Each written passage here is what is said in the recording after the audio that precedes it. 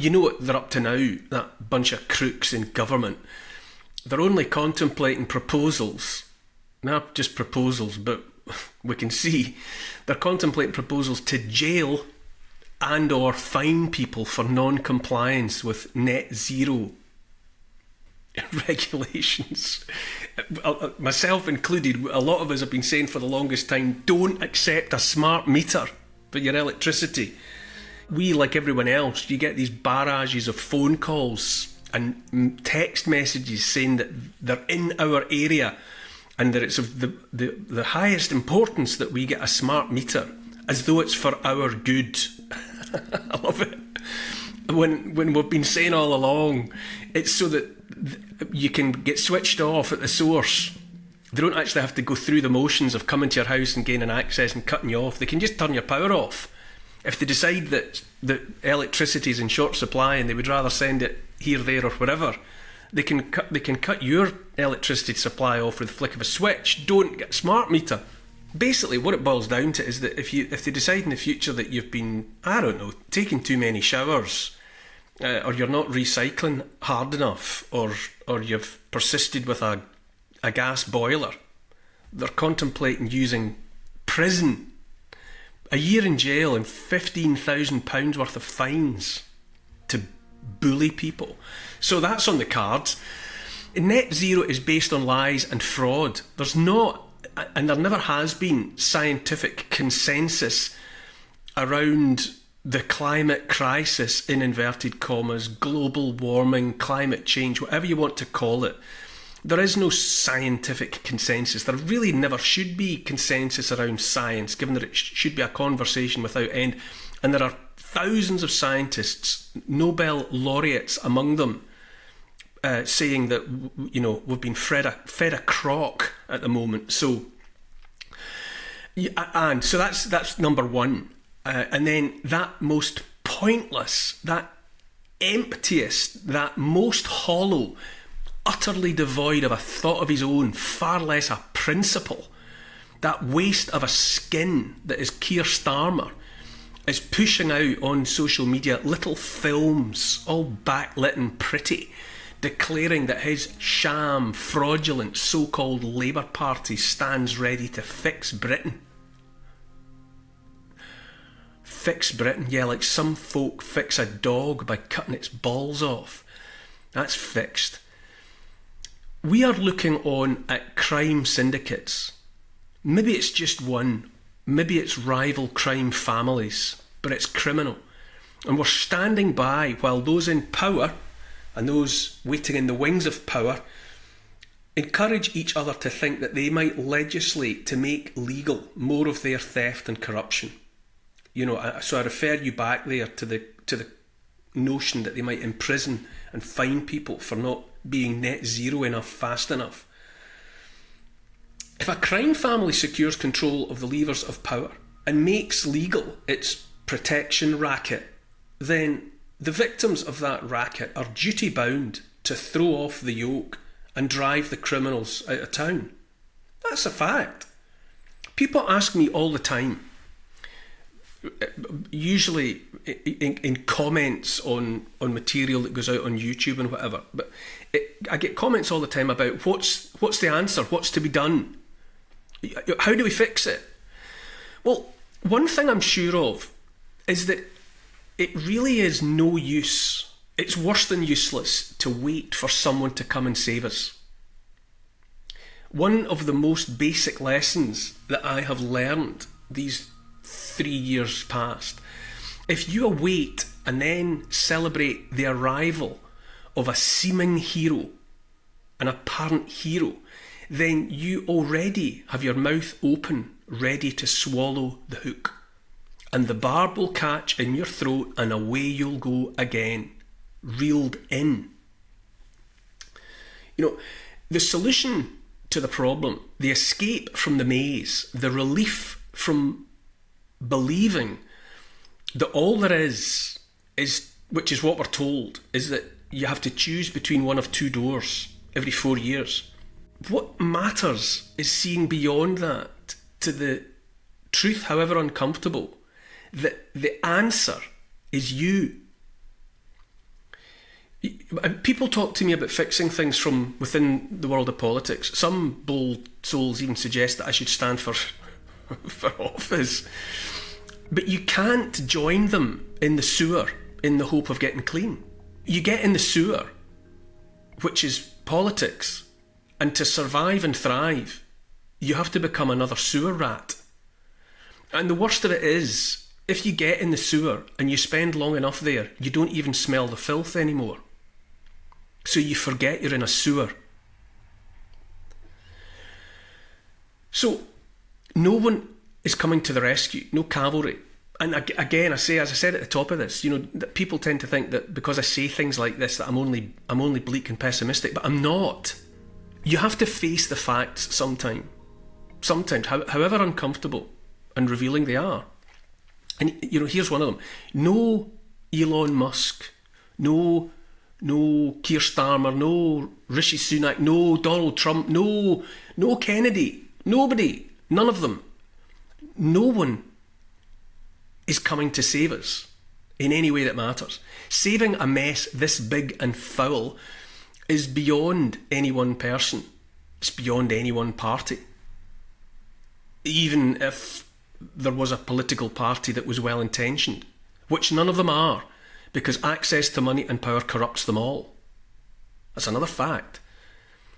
The only person who can save you from the hook and the trap is you.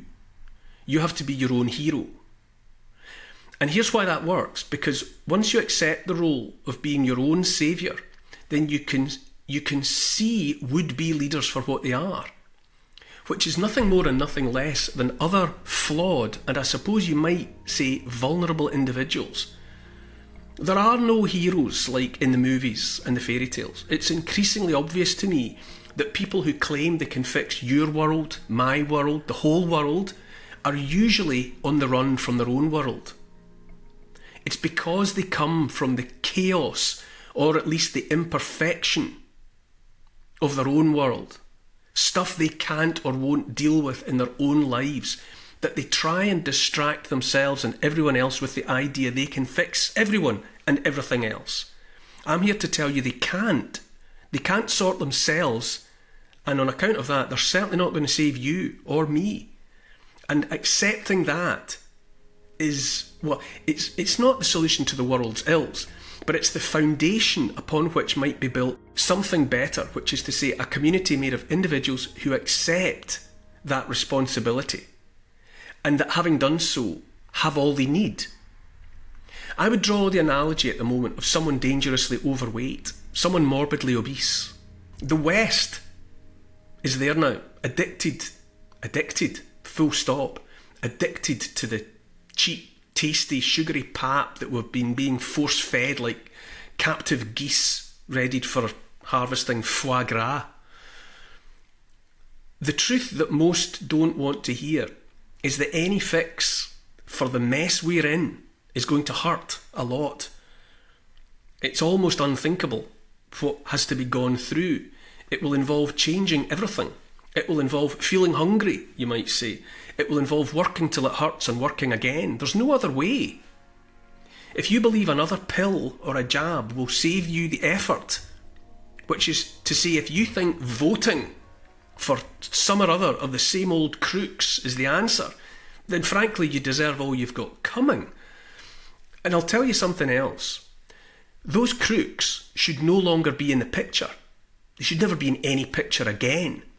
Every single one of them that pushed the injectables, that pushed the lockdowns, that pushed the masks, that pushed the fear porn, every one of them that applauded the coercion, the ridiculing, the bullying, the propaganda, every one of them that was complicit in the fear porn, that sought to force compliance from law-abiding people, and also every bit as guilty, if not the worst of all, those of them that kept their heads down while it was all going on, despite knowing, despite it occurring to them at some point along the way that it was all manipulation and lies. Every one of them, the whole cast of characters, should have been ousted from their positions, never to return to public life in any form. Instead, it's precisely, with a handful of honourable exceptions, But it's precisely those people, the Starmers, the Rayners, the Sunaks and the rest of them, who stand there brass-necked and bare-faced in the knowledge that we know they were lying and complicit and pushing dodgy, corrupted science. And yet, even though they know we know that, they expect us either to keep them in power or to return their close allies to power. The shameless audacity is beyond description. I have to keep remembering to smile. I've said 2 or 3 times now, many people think I'm only bleak, but I'm really just angry. I'm frustrated by unwillingness to contemplate the hard yards required to build something good. Hard yards, but worthwhile, especially when compared to more of the same instead. People like me have caught sight of the truth, because part of that truth is that in so many ways that matter profoundly, the criminals have blown their own cover. They've pushed it too far, and they've revealed themselves for all they are. They've done us the favour of doing this to themselves. The crime syndicates thought that they had it all sewn up. But back in 2016, a majority of British voters chose to leave the European Union instead of remaining in thrall to more of that corruption. And at the same time, a majority of Americans voted for Donald Trump instead of another Clinton. And those events were not in the script. And so enraged were the criminals by the plot twist, they subjected the millions to the mother of all punishment beatings. I say that if America had voted for Hillary and Britain had voted to stay in Europe, we would never have had a pandemic, or the injectables, or war in Ukraine, or the foot to the floor, flecking at the mouth hysteria of climate crisis. But after all that madness, enough of us see the little man behind the curtain, a la the Wizard of Oz, or rather the little men and little women, and it's little men and little women that they are. I say in all the ways that matter, they are done. Now here is where I'm not bleak, because I'm not bleak. The specks of light in the night sky are in the main all that's left of stars that burned out long ago. There's nothing there anymore, just pricks of light. The baddies are dead, but they've been killed so quickly by their own hand. They're so taken by surprise they haven't fallen down yet. But they will. They will fall. Remember the wisdom of the professional poker player. And understand that we must not be fooled anymore by the show. And we must also no longer look for heroes. Put not your trust in kings or princes. That's the kings and the queens and the jacks and the face cards. Put not your trust in kings or princes, because 3 of a kind, which is us, takes them both.